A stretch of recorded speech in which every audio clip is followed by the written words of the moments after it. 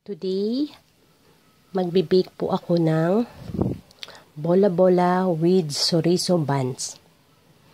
Ang mga sangkap po ng aking bola-bola with chorizo buns ay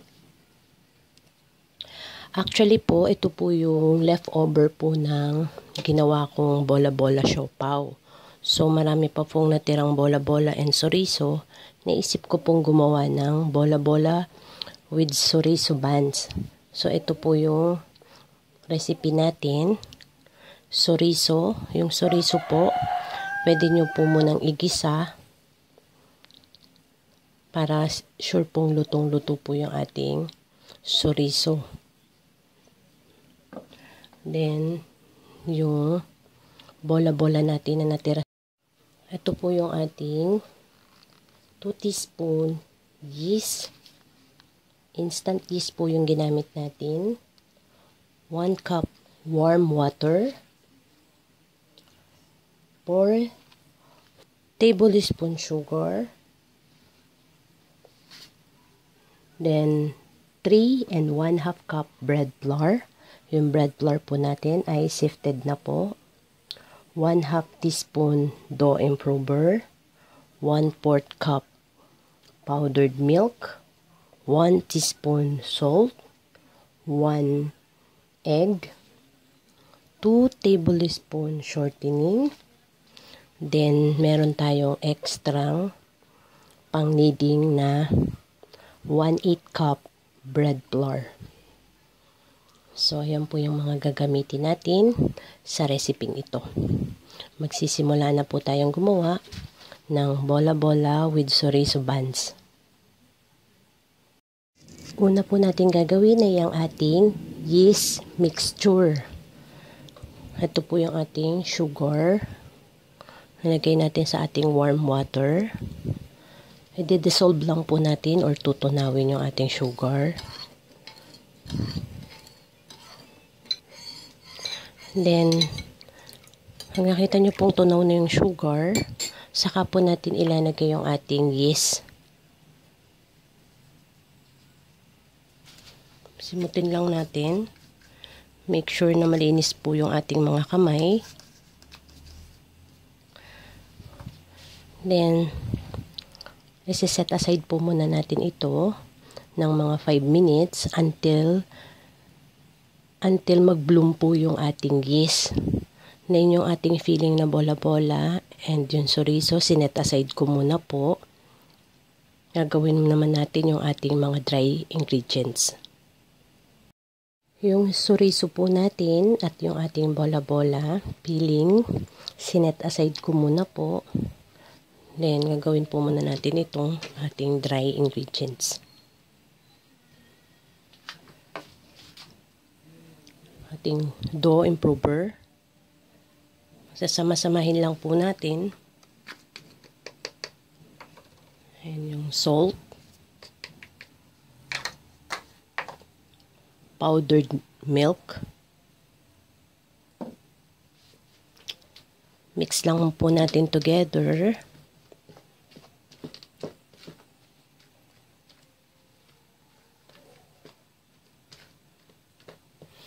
Then, pag na-mix na po natin, maglalagay po tayo ng butas sa gitna.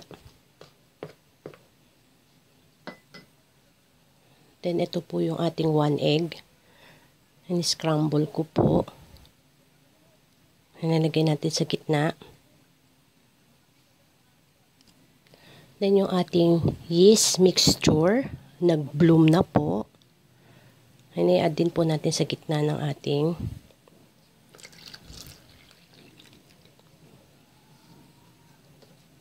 simutin ko lang po.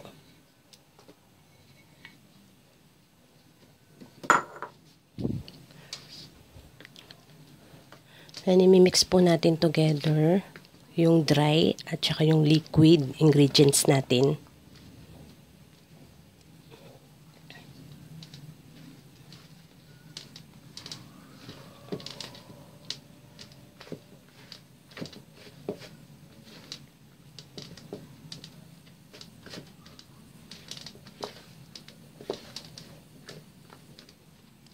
Kung makita nyo po hindi na po watery, and pwede na po natin itong ilagay dun sa ating malinis na surface.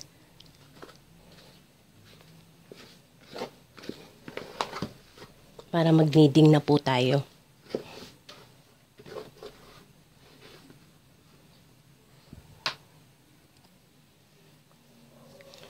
Ayan, binaba ko na ho. Sisimutin lang natin.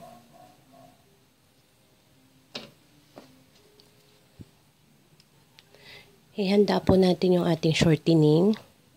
While kneading po kasi ilalagay natin to. Then yung pagdadas po ng ng ating bread flour.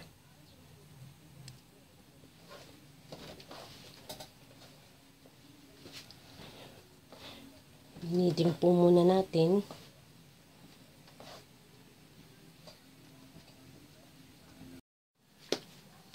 After po ng 30 minutes na kneading, ito na po yung ating dough. Smooth na po. Then, paalsahin po natin ito ng 30 minutes. Ito po sa mixing bowl na ginamit natin, nilagyan ko lang po ng shortening para wag dumikit po yung ating dough. Paalsahin po natin ito ng 30 minutes. After po ng 30 minutes, ito na po yung ating dough.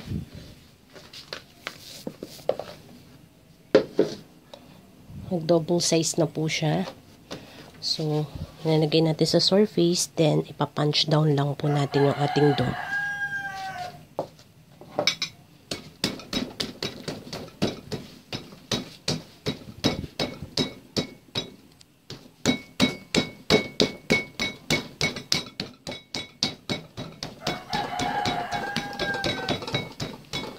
Then, magpo-form po tayo ng log.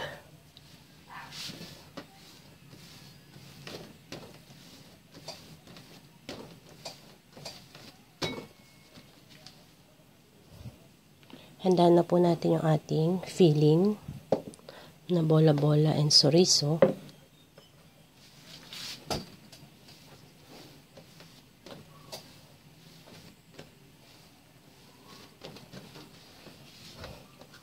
Then, pwede nyo po itong putul-putulin ayon po sa gusto nyong laki.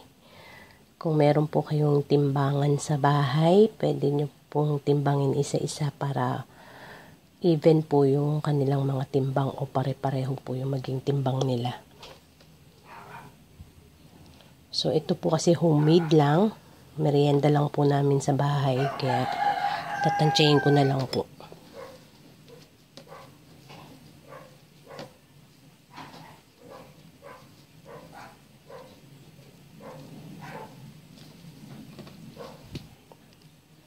Then, mag-start na po tayong gumawa ng, maglagay ng ating filling.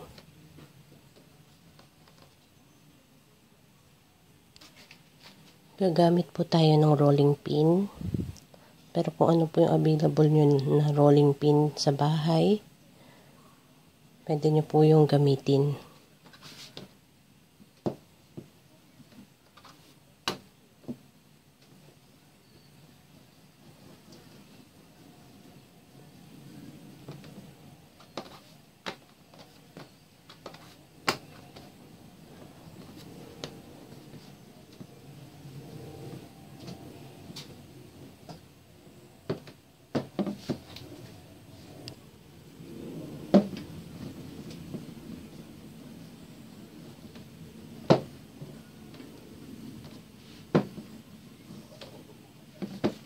Lalagyan po natin ng bola-bola.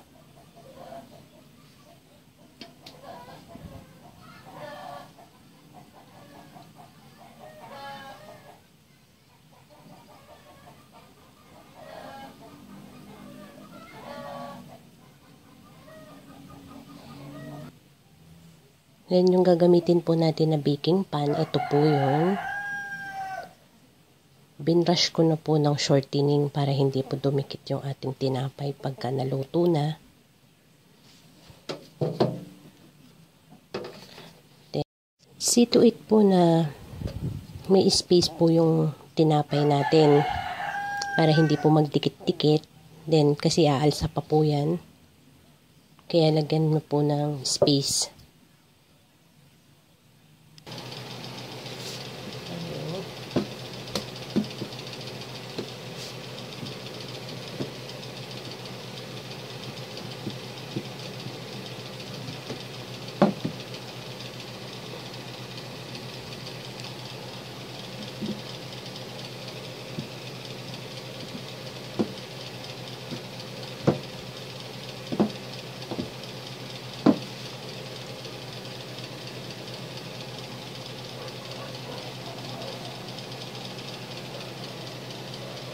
Pwede pong sa ilalim yung pinaka-suriso.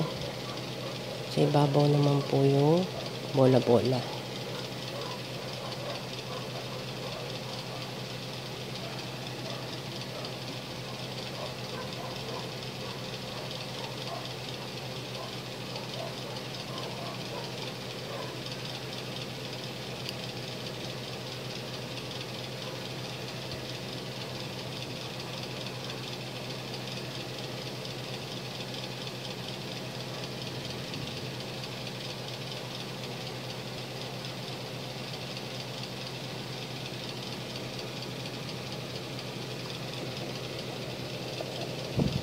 Ganyan, kurut-kurutin nyo po para mag-seal.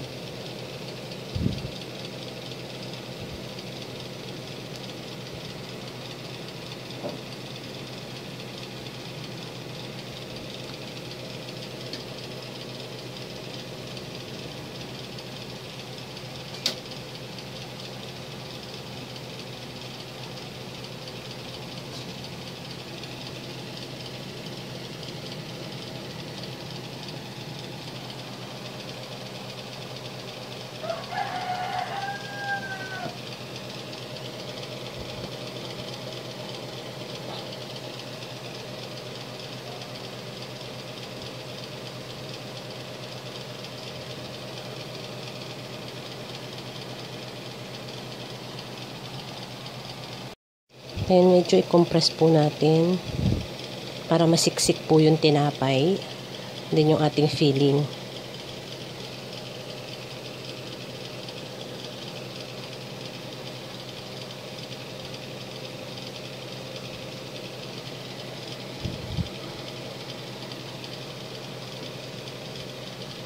Yan na yan, nakagawa tayo ng isa pa. Sa recipe po natin ngayon, nakagawa po tayo ng 10 pieces na bola-bola with chorizo buns. Then, paalsahin lang po natin ito ng 1 to 2 hours bago natin i-oven. Then, after po ng 2 hours, umalsa na po yung ating bola-bola with chorizo buns. Then, meron po tayong extra 1 egg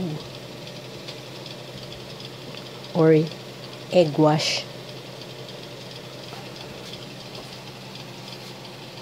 After 30 minutes po, luto na yung ating bola-bola with chorizo buns. Yan, i-cool down lang po natin and ready to serve na po. Then, kung makikita nyo po, ito na po yung result ng niluto natin. Nawalan po ako ng tangke ng gasol. So, nagpalit pa po ako. Kaya medyo antala po yung ating pag-oven. Hintayin lang po natin itong mag-cool down. Then, isi-serve na po natin sa ating plate. Cool down na po natin.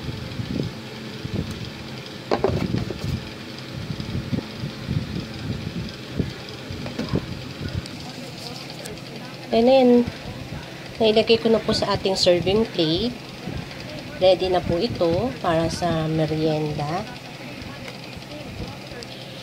Meron po tayong isang plato dito. Magta-try tayo ng isa.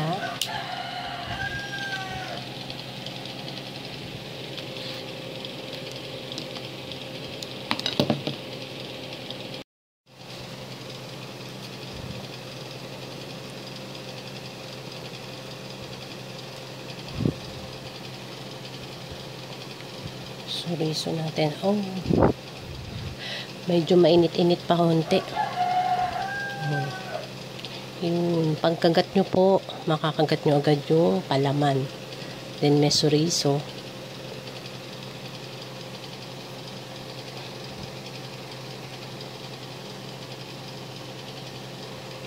Ito para sa ating merienda. Muli po, salamat po sa inyong panonood.